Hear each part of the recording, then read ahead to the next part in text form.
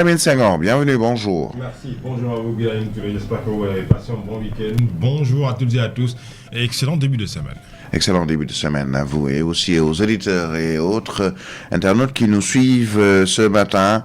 Nous allons démarrer avec la une des quotidiens qui nous sont parvenus et nous démarrons comme tous les matins avec Solo Quotidien. Le quotidien qui revient sur justement donc ce rapport entre le Sénégal et le FMI, dette cachée. Le FMI confirme, valide le plan de redressement et s'engage, s'exclame le journal sur le quotidien ce matin, qui revient aussi sur les enquêtes sur les violences politiques entre 2021 et 2024. Antoine Diome, Moussa Fall, le gendarme Sow dans le collimateur de la justice, dit le journal ce matin.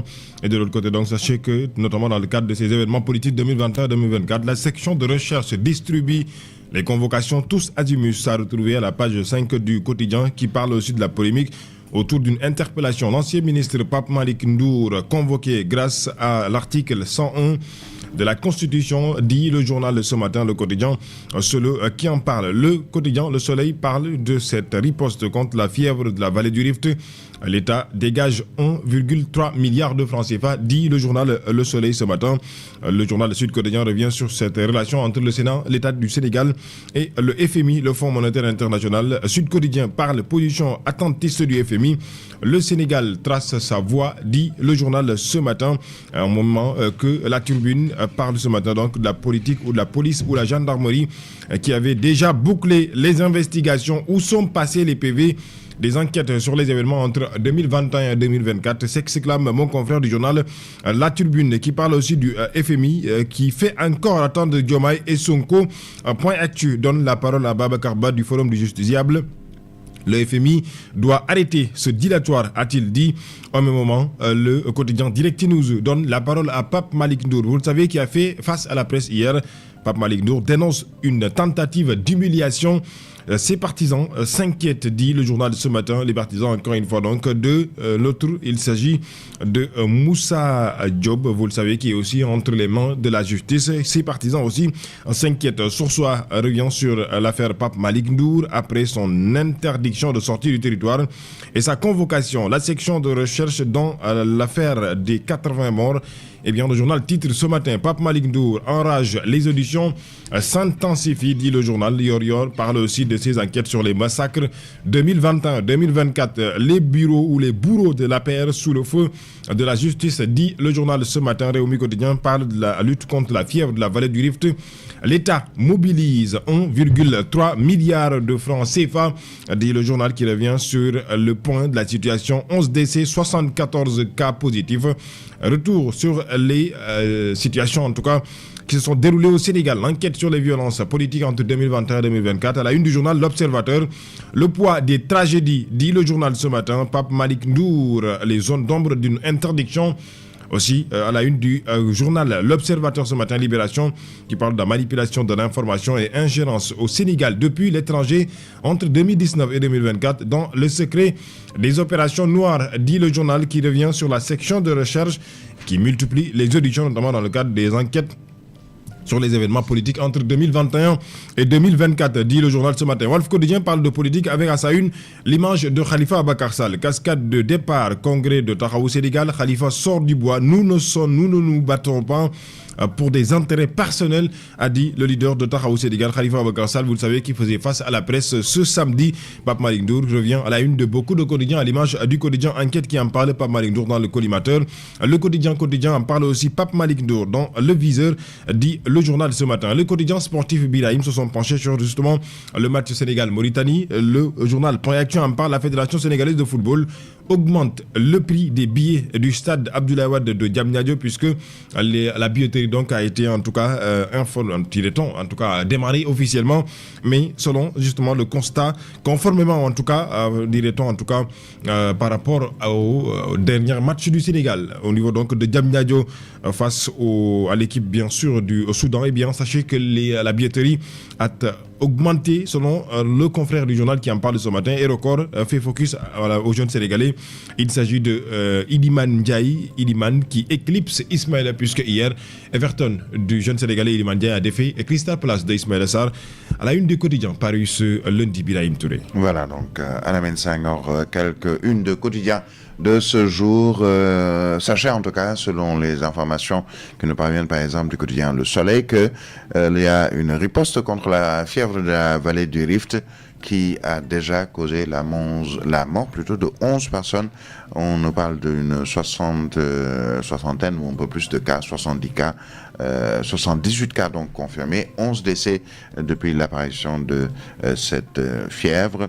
La fièvre de la vallée du Rift, c'est une zoonose donc qui touche les animaux et qui est transmise aux êtres humains. Le ministère de la Santé, Ibrahim Assi, et son collègue de l'Agriculture, Mabouba Diagne, ont co-présidé même un comité régional de développement sur le sujet samedi à Louga. Campagne de vaccination du bétail à Kermawarsa, et il y a eu également d'autres conséquences puisque par exemple à l'université Gaston Berger de Saint-Louis, on devait démarrer les cours il y a quelques jours, mercredi dernier, finalement reporté au 9, donc durant la semaine. Autre actualité, c'est celle qui revient depuis déjà quelques jours. Le quotidien Tribune en parle avec la police et la gendarmerie qui avaient déjà bouclé des investigations. Où sont passés les PV des enquêtes sur les événements entre 2021 et 2024? Ces événements de 2021-2024 sont à la une du quotidien Yor Yor. Enquête sur les massacres 2021-2024, les bourreaux de la paire sous le feu de la justice.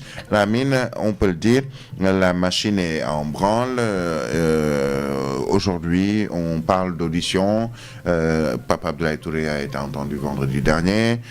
D'autres sont également en cours pour ces auditions. On parle aujourd'hui de l'Observateur, par exemple, ce matin, avec d'autres personnes qui seront aussi auditionnées.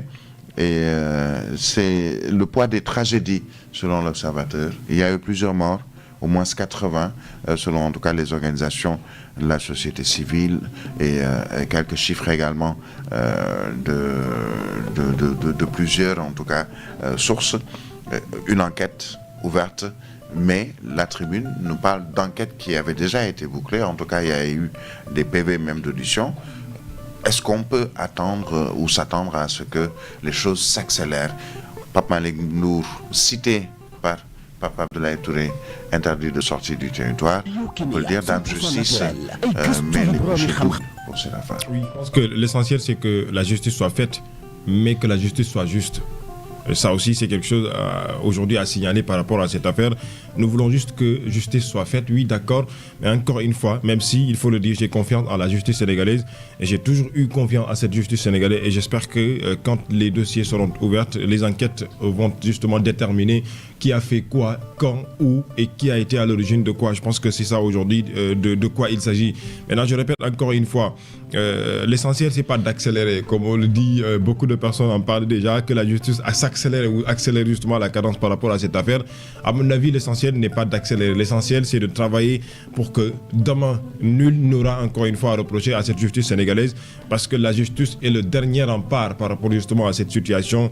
On a vu ce qui s'est passé entre 2021 et 2024. Je le dis et je le répète. C'est pourquoi aujourd'hui, quand vous lisez le journal L'Observateur qui en parle ce matin, beaucoup de témoignages des personnes touchées, profondément touchées, depuis justement la perte de personnes chères, en tout cas, qui ont été soit des enfants, soit des proches par rapport justement à ces événements, et qui ont perdu la vie tragiquement, et de cette façon qu'ils ont perdu la vie. C'est justement jusque-là, encore une fois, quelque chose qui est insupportable. Dramatique, donc, à la limite, puisque finalement, bon, on ne dirait pas ce sens, on remue un peu le couteau dans la plaie, mais on ne peut pas oublier, quoi qu'on puisse dire, puisqu'il s'agit de vies humaines, des jeunes, des moins jeunes.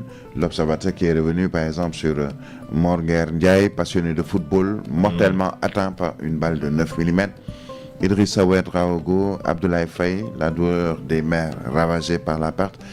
Autre exemple, Bassirou Sarr, le dernier geste de largesse envers sa mère, Mbade Diouf, ou encore Cheikhouna Ndiaye, orphelin de père et de mère, poignardé lors des manifestations. Il faut aussi le dire, au-delà des accusations je ne vais pas revenir sur ça puisque la justice suit son cours, il y a des enquêtes ouvertes, mais il y a eu peut-être d'autres personnes qui se sont greffées à cette manifestation pour des exactions, puisque des couteaux, qu'est-ce que les couteaux vont faire dans une manifestation?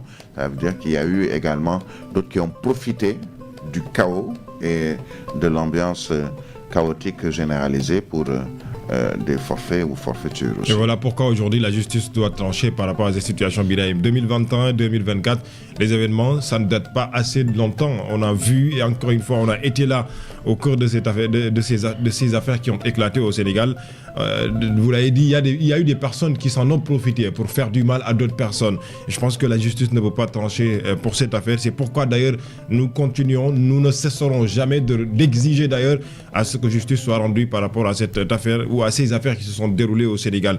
Maintenant, je reviendrai encore une fois sur une chose. Et je me suis posé la question depuis un certain moment, que faire maintenant de la loi d'amnistie?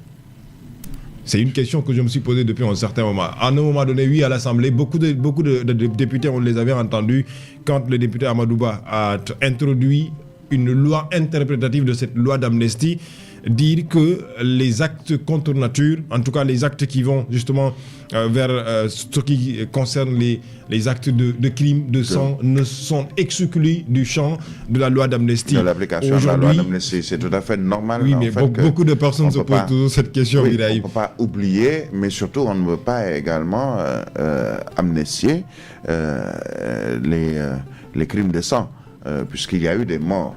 Et il faudrait également qu'il y ait des explications et surtout qu'on puisse désigner les coupables, les commanditaires, les complices dans ces actes, puisque on se souvient au cœur de cet événement ou de ces événements, on avait pointé du doigt les forces de défense et de sécurité, pas forcément. Est-ce que ces forces de défense et de sécurité ont agi d'une manière assez, disons, coupable pour certains? Est-ce qu'on peut revenir sur les commanditaires? Qui est à l'origine aujourd'hui, par exemple, de cet exemple que je donne très souvent de ces deux jeunes filles brûlées vives dans un bus à Yarar du fait de cocktails Molotov? Qui est à l'origine? Entre autres, on a eu à arrêter pas mal de personnes durant cette période-là, finalement relâchées pour certains, pour d'autres qui croupissent toujours en prison, mais il faut nécessairement une enquête pour déterminer le rôle des uns et des autres dans cette affaire. Et, c'est par exemple ce que nous dit aujourd'hui Libération, qui nous parle de la section de recherche, puisque c'est la gendarmerie nationale qui hérite de cette enquête, la section de recherche CISA Koloban, qui multiplie les auditions, enquête sur les événements politiques de 2021 à 2024. Après les premières parties civiles, la famille de Cheikhouna Ndiaye poignardée le 4 mars 2021 lors des manifestations au Parcelles Assainies devant les gendarmes. Ce lundi, 4 autres familles de victimes également seront auditionnées, au total 5. Au total, on peut le dire ainsi, il y aura pas mal d'auditions, pas mal de recoupements qui seront faits, mais on peut avoir confiance en nos forces de défense et de sécurité, notamment la police judiciaire, la section de recherche de la gendarmerie qui a hérité de ce dossier et qui doit diligenter cette enquête.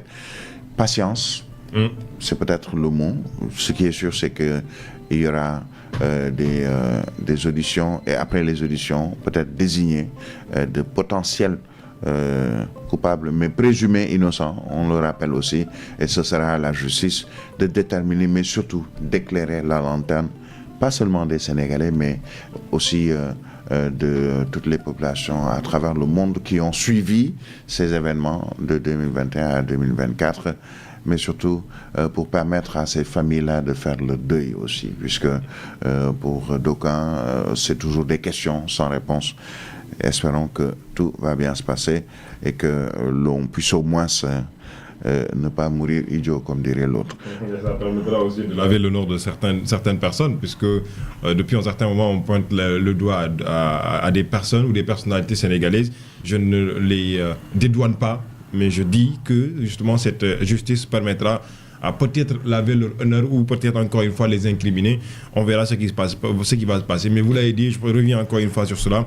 Ce qui est important aujourd'hui, c'est que la justice soit donnée au nom du peuple sénégalais et que cette justice soit juste, mais encore une fois, que enfin ces familles touchés depuis un certain moment puissent faire leur deuil et que ces personnes qui ont perdu la vie aussi puissent reposer, leur âme puisse reposer en paix. Oui, alors, sachez en tout cas que Pape Malick Ndour est dans le collimateur puisqu'il est accusé de torture et complicité. C'est le quotidien Enquête qui fait ou qui nous propose ce titre. Pape Malick Ndour qui est également dans d'autres quotidiens du jour, notamment le journal Le Quotidien, qui parle de l'ancien ministre de la jeunesse, autant pour moi, Pape Malick Ndour, à la une du quotidien Le Point, qui nous dit « Tenter de fuir, c'est méconnaître mon histoire », je le rappelle. Il a été interdit de sortir du territoire. Le journal Le Quotidien qui revient également sur les événements de 2021 à 2024. Pape Malick Ndour dans le viseur. Bloqué à l'aéroport, il est attendu à la section de recherche aujourd'hui, justement. Il parle d'une procédure illégale, l'interdiction de sortie du territoire, l'AIBD, prison à ciel ouvert pour les opposants. Merci Alamine Senghor. On vous retrouvera un peu plus tard pour la revue de